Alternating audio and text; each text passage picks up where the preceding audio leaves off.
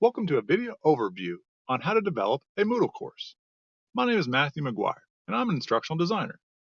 The overview will provide the following learning objectives: how to set up a course with Moodle, how to make edits, how to add a file, and how to add content with a label. Let's get started. Moodle.org is a website set up to provide users with an open source learning management software. If we scroll to the bottom, we'll be able to connect with Moodle Cloud. For demo purposes, we're going to set up a Moodle Cloud site. The next page will have you create an account. I've already went through some of these steps to expedite. Now we're going to be able to see the GDPR and data privacy course that I've already started to develop. After logging in, you're going to be able to see the site structured for the student-facing view. If you want to go into a production mode, this would be editing, adding different pieces of content. You're going to use the gear icon in the top right corner, and you're going to turn editing on.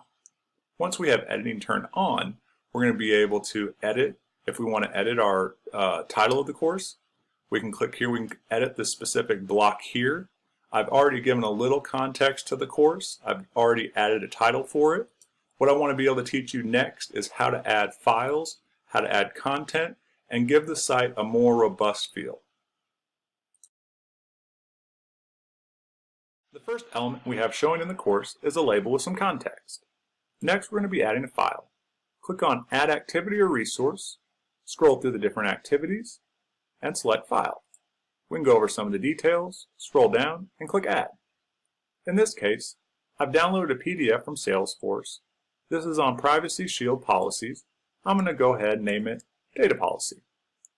Once we have the file named, we're going to scroll down. We could give it a little bit of description, but in this case, I'm just going to drag and drop the file into place. You can drag it from your desktop, you can drag it from the browser. You can also give it some different attributes here. We can click Save and Return to Course. Now this is going to show in our course. The next thing we're going to work on is adding some content with a label.